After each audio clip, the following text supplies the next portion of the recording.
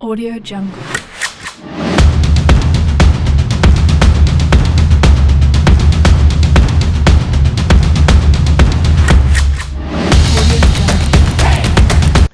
It's Mornings on the Beach. I am Charlie Sharp, and joining us this morning, it is Kimie Muroya. How's it going, Kimie?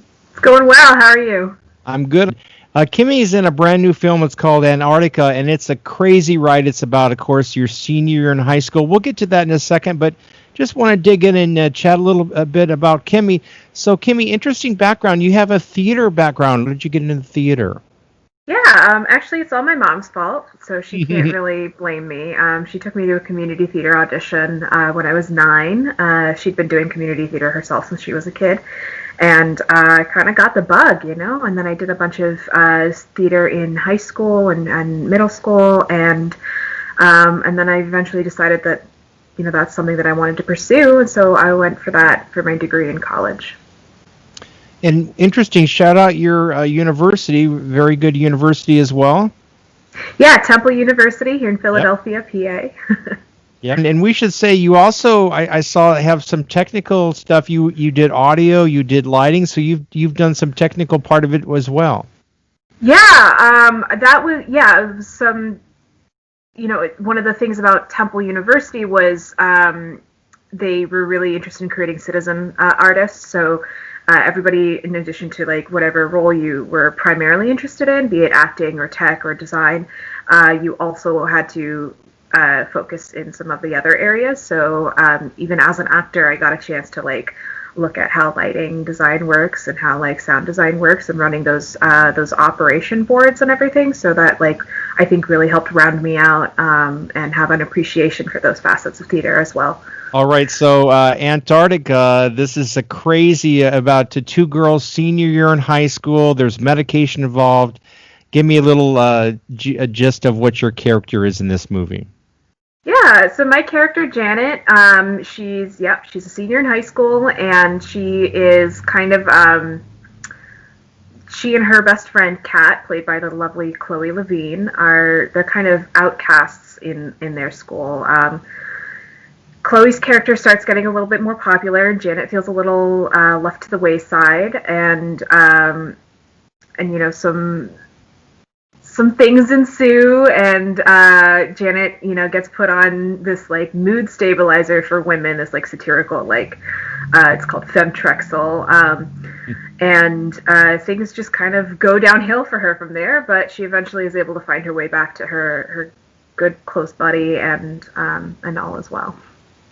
What was it like putting this together? What was when you guys were filming? Was there anything crazy that happened on set? Yeah, so, the film was shot in 20 days, I think, so it was a very fast-paced thing, and it was my first film ever, so everything was brand new to me, and everyone was so lovely and supportive, so that was really great. I think what's interesting is that we were filming in upstate New York in Kingston, Hurley, in the Hudson Valley area, okay. And actually my mom has been really interested in genealogy, and so my mom is white, my dad is Japanese, so she's been doing a lot of ancestry on her side of the family, and discovered that where we were filming the majority of Janet's house scenes in Hurley is actually a town that our ancestors helped settle.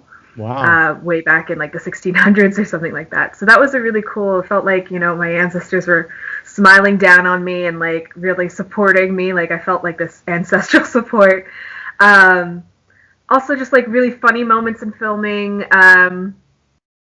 So there's a scene where Bubba Weiler, who plays my love interest, is it's one of my character's hallucinations, and he is running across the street with a bouquet of flowers for her, and he's wearing nothing but a red Speedo.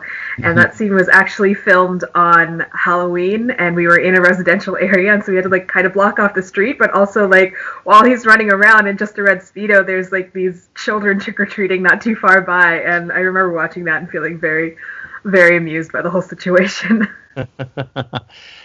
Being an Asian American actress, do you see more roles coming about in TV and film? Yeah, I think it's certainly growing. It was for a long time not something that you saw very often, other than like the very stereotypical like Chinese laundry lady or like kung fu bad guy, whatever. And it's certainly growing, and I would love to be a part of that greater representation of like portraying Asian American people as humans first, and then like Asian Americans.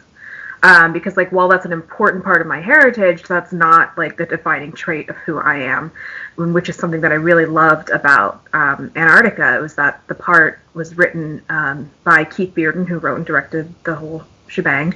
It was written for a fat Asian young woman, but those traits are not at all like relevant to the story. Like they're not really written into the script at all. I think there's like one Asian joke, and it's like something that Janet like casually says offhand. So it's like, you know, Janet is allowed to be a human. She's allowed to be.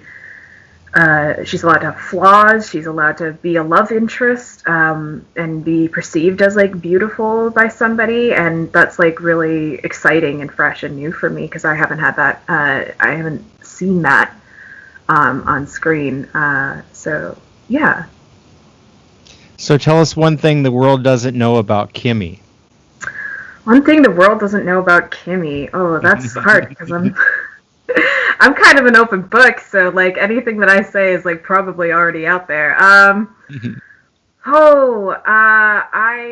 moved, I think, 13 times before I graduated high school.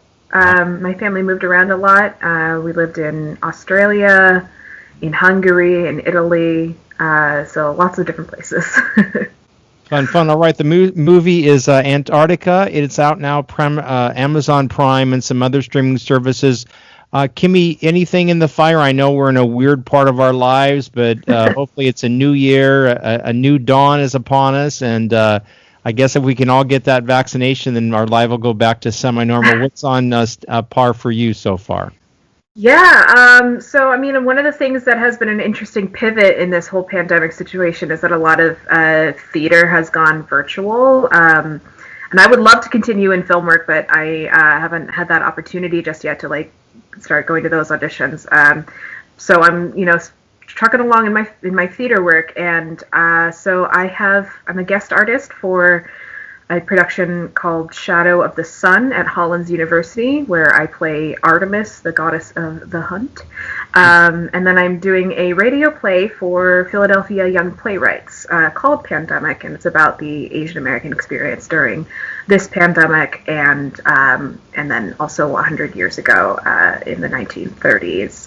Or nearly 100 years ago in the 1930s, and kind of like the Yellow Peril scare. All right, where can they go to find you? Shout out your socials. Sure, yeah, you can find me at on Instagram at kimie.muroya. That's KIMIE.MUROYA.